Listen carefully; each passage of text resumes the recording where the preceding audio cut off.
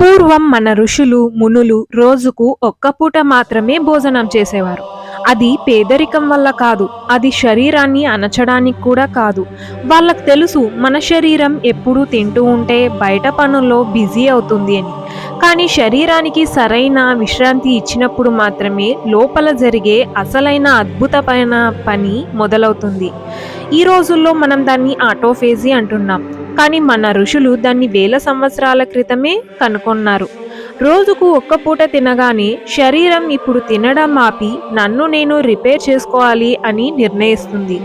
పాతబడిన కణాలు, పనికిరాని మలినాలు, లోపల పేరుకుపోయిన టాక్సిన్స్ నెమ్మదిగా కరిగిపోయి బయటకి వెళ్ళడం మొదలవుతుంది. అందుకే ఒక గొప్ప మాట మన సంప్రదాయంలో ఉంది: ఒక్క పూట తినేవాడు యోగి, 2 పూటలు తినేవాడు భోగి, 3 పూటలు తినేవాడు రోగి. ఇది ఎవరిని భయపెట్టడానికి చెప్పిన మాట అయితే కాదు, అది శరీరాన్ని అర్థం చేసుకున్న అనుభవజ్ఞుల హెచ్చరిక. యోగి అంటే తక్కువ తినేవాడు కాదు, తినడంపై నియంత్రణ ఉన్నవాడు. భోగి అంటే సుఖం కోసం తినేవాడు. రోగి అంటే తెలియకుండానే శరీరాన్ని అలసిపోయేలా చేసేవాడు. ఈ వీడియోలో మనం తెలుసుకోబోయేది ఒక్క పూట భోజనం చేసే శరీరంలో ఎలాంటి అద్భుతాలు జరుగుతాయి అనేది. ఇది డైట్ వీడియో కాదు, ఇది ఫ్యాషన్ ఫాస్టింగ్ గురించి కూడా కాదు. ఇది మన శరీరంలో దాగి ఉన్న సహజమైన రహస్యాన్ని తెలుసుకునే ఓ ప్రయాణం. మరి మొదలు పెడతామా? ఎక్కడ కానీ స్కిప్ చేయకుండా చూడండి. ఎవరైనా మన ఛానల్ని ఫస్ట్ టైం చూస్తున్నట్టయితే ఇప్పుడే సబ్స్క్రైబ్ చేసుకోండి. ఆటోఫేజీ అంటే ఏంటి? ఆటోఫేజీ అనేది శరీరం బయట నుంచి మందులు తీసుకోకుండా తనలో తానే జరిగే అత్యంత తెలివైన శుద్ధి ప్రక్రియ. మన శరీరానికి సరైన విశ్రాంతి లభించినప్పుడు, ముఖ్యంగా ఎక్కువ గంటలు ఆహారం తీసుకోకుండా ఉన్నప్పుడు శరీరం ఇప్పుడు రిపేర్ టైం అని నిర్ణయిస్తుంది. అప్పుడే శరీరం పాతబడిన, పనికిరాని, డ్యామేజ్ అయిన కణాలను గుర్తించి వాటిని లోపల నుంచే కరిగించడం మొదలు పెడుతుంది. ఈ కణాలు వృధాగా పోవు, అవి మళ్ళీ శక్తిగా మారి కొత్త ఆరోగ్యమైన కణాల నిర్మాణానికి ఉపయోగపడతాయి. ఇది ఒక రకంగా చెప్పాలంటే మన శరీరం తన ఇంటిని తానే శుద్ధి చేసుకునే ప్రక్రియ. రోజు చెత్త పోగైతే ఇల్లు ఎలా మురికి పడుతుందో, అలాగే నిరంతరం తింటూ ఉంటే శరీరంలో మలినాలు కూడా అలాగే పేరుకుపోతాయి. రోజుకు ఒక్క పూట భోజనం చేసినప్పుడు మిగిలిన సమయం అంతా శరీరానికి ఖాళీ దొరుకుతుంది. ఆ ఖాళీలోనే శరీరం బయట పనులు మానేసి లోపల శుద్ధిపై దృష్టి పెడుతుంది. ఈ సమయంలో జీర్ణ వ్యవస్థకు పూర్తిగా విశ్రాంతి లభిస్తుంది. విశ్రాంతి పొందిన జీర్ణ వ్యవస్థ శక్తిని వృధా చేయకుండా ఆ శక్తిని కణాల రిపేర్కి మళ్లిస్తుంది. అందుకే ఆటోఫేజీ సమయంలో చర్మం చాలా క్లియర్గా మారుతుంది, శరీరం లైట్గా అనిపిస్తుంది, అలసట తగ్గిపోతుంది. ఎన్నాళ్ళుగా లోపల దాచిపెట్టిన టాక్సిన్స్ అనేటివి నెమ్మదిగా బయటికి వెళ్ళడం మొదలవుతుంది. బ్రహ్మచర్యంలో ఈ ప్రక్రియ ఇంకా లోతుగా పనిచేస్తుంది, ఎందుకంటే లైంగిక శక్తి వృధా కాకుండా నిల్వ అవ్వడంతో శరీరానికి రిపేర్ చేసే శక్తి రెట్టింపు అవుతుంది. అందుకే ఆటోఫేజీ కేవలం శరీరాన్ని కాదు, నాడీ వ్యవస్థని కూడా శుద్ధి చేయడం మొదలు పెడుతుంది. దీని ప్రభావంగా ఆలోచనలు స్పష్టంగా మారుతాయి, అశాంతి తగ్గుతుంది, లోపల నిశ్శబ్దం పెరుగుతుంది. ఈ దశలో చాలా మందికి ఒక ప్రత్యేకమైన అనుభూతి వస్తుంది. అది ఆకలి తగ్గడం కాదు, ఆకలిపై అధికారం వచ్చిన అనుభూతి. ఇది శరీరం బలహీనంగా మారుతున్న సూచన కాదు, ఇది శరీరం లోపల తెలివిని మేల్కొలుపుతున్న సూచన. అందుకే మన ఋషులు ఉపవాసాన్ని శిక్షలా కాదు, శుద్ధి సాధనలా చూశారు. ఆటోఫేజీ అనేది ఆధునిక పదం, కానీ ఈ జ్ఞానం వేల సంవత్సరాల నుండే మన పూర్వీకులకు తెలుసు. ఇప్పుడు భోజనం చేసిన 3 గంటల తర్వాత శరీరం ఇంకా జీర్ణక్రియలోనే ఉంటుంది. ఈ దశలో ఆటోఫేజీ పూర్తిగా ప్రారంభం కాలేదు, కానీ శరీరం ఇప్పుడు తినడం ఆగింది అనే సంకేతాన్ని గుర్తించడం మొదలు పెడుతుంది. ఇన్సులిన్ స్థాయిలు నెమ్మదిగా తగ్గుతూ శరీరం శక్తిని పొదుపుగా వినియోగించాలి అనే నిర్ణయానికి వస్తుంది. ఇది ఒక తయారీ దశ. ఇంటిని శుభ్రపెట్టే ముందు పనిముట్లు సిద్ధం చేసుకునేలా. 5 గంటల తర్వాత ఏం జరుగుతుంది? 5 గంటలకి జీర్ణక్రియ చాలా వరకు పూర్తవుతుంది. శరీరం బయట పని తగ్గించి లోపలి వ్యవస్థల వైపు దృష్టి మళ్లించడం మొదలుపెడుతుంది. ఈ సమయంలో శరీరంలో నిల్వ ఉన్న గ్లూకోజ్ ఉపయోగించడం ప్రారంభిస్తుంది. కానీ ఇంకా ఆటోఫేజీ ఇంకా పూర్తిగా ఆన్ కాలేదు. కానీ శరీరం మాత్రం రిపేర్డ్ మోడ్ వైపు అడుగులు వేస్తుంటుంది. ఇక్కడే చాలా మందికి ఆకలి అనిపిస్తుంది, కానీ నిజమైన ఆకలి కాదు. ఇది అలవాటు విడిచిపోతున్న సంకేతం. 8 గంటల ఫాస్టింగ్ తర్వాత ఏం జరుగుతుంది? 8 గంటలకి శరీరం నిజంగా మారడం మొదలు పెడుతుంది. ఇన్సులిన్ బాగా తగ్గిపోతుంది. ఫ్యాట్ బ్రేక్డౌన్ ప్రారంభమవుతుంది. ఈ దశలో ఆటోఫేజీ తలుపులు కొంచెం తరుచుకుంటాయి. పాతబడిన పనికిరాని కణాలు గుర్తించబడడం మొదలవుతుంది.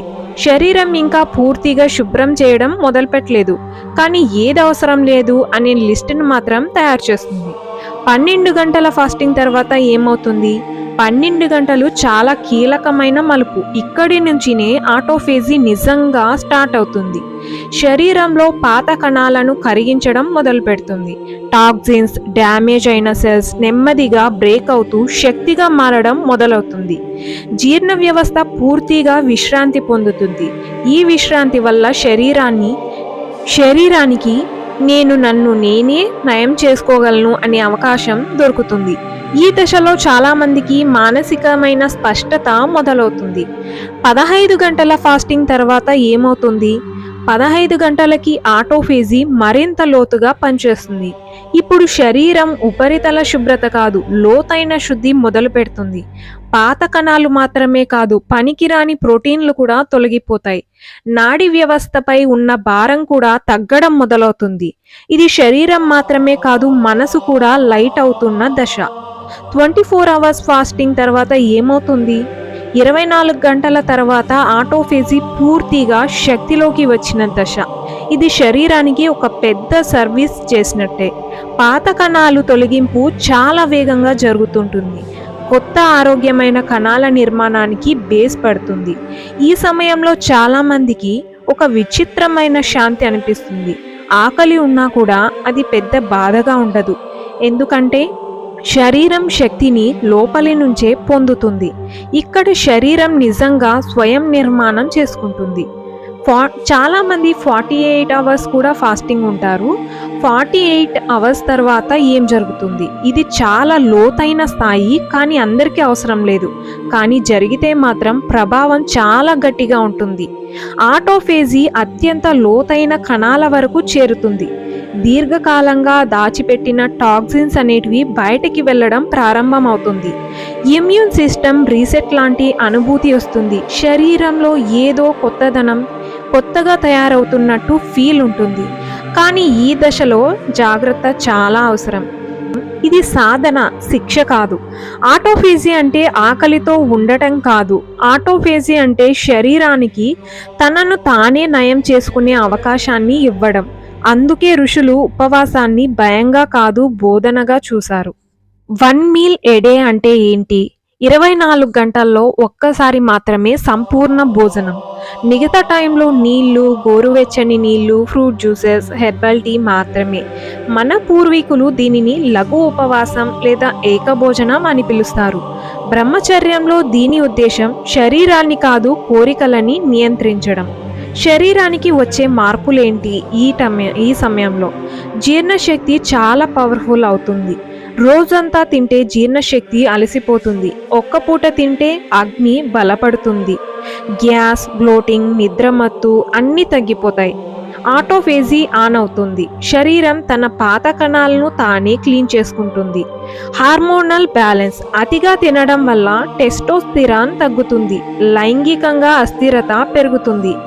1 మీల్ ఏ డే చేయడం వల్ల హార్మోన్స్ స్టేబుల్గా ఉంటాయి. శక్తి నిల్వ అవుతుంది. వీర్య నష్టం చాలా వరకు తగ్గుతుంది. ఎక్కువ ఆహారం తింటే కోరిక పెరుగుతుంది, కలలు, అశాంతి ఇవన్నీ ఉంటాయి. కానీ ఒక్క పూట భోజనం చేస్తే శరీరం శాంతంగా ఉంటుంది, కలలు తగ్గుతాయి, కోరికల మీద పట్టు వస్తుంది. ఆకలి మీద పట్టు వచ్చిందంటే లైంగిక కోరిక మీద కూడా పట్టు వచ్చేసినట్టే. జిహ్వ నియంత్రణ, కళ్ళ నియంత్రణ, ఆలోచనల నియంత్రణ, ఇవి 3 1 మీల్ ఎ డే వల్ల చాలా సులభం అవుతాయి. ధ్యానం అనేది చాలా లోతుగా వెళ్తుంది. భారం లేని కడుపు, భారం లేని మనసు, ధ్యానం త్వరగా కుదురుతుంది, నిశ్శబ్దం అనుభూతిలోకి వస్తుంది, లోపలి శక్తి పైకి కదలడం మొదలు పెడుతుంది. కానీ ప్రమాదాలు కూడా ఉన్నాయి. ఎవరు చేయకూడదు 1 మీల్ ఎ డే?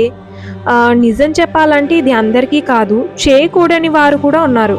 చాలా సన్నగా ఉన్నవారు, గ్యాస్ట్రిక్ సమస్యలు ఉన్నవారు, తీవ్రమైన శారీరక శ్రమ చేసేవారు, ఈ కొత్తగా బ్రహ్మచర్యం మొదలుపెట్టిన వారు, వీళ్ళు 1 మీల్ ఎ డే మాత్రం చేయకూడదు. తప్పులు తక్కువగా తినడం, పోషకాలు లేకుండా తినడం, నీళ్లు తాగకపోవడం, ఇవన్నీ కొన్ని మనల్ని చాలా నీరసంగా చేస్తాయి. సో స్టార్టింగ్లోనే 1 మీల్ ఎ డేతో స్టార్ట్ చేయకూడదు. కొద్దిగా లైట్గా ఆహారాన్ని తీసుకుంటూ కంట్రోల్ చేసుకుంటూ నిదానంగా 1 మీల్ ఎ డేకి రావాలి. సో ఈ వీడియో మీకు నచ్చిందంటే లైక్ చేయండి, షేర్ చేయండి, తప్పకుండా మన ఛానల్ని సబ్స్క్రైబ్ చేసుకోండి.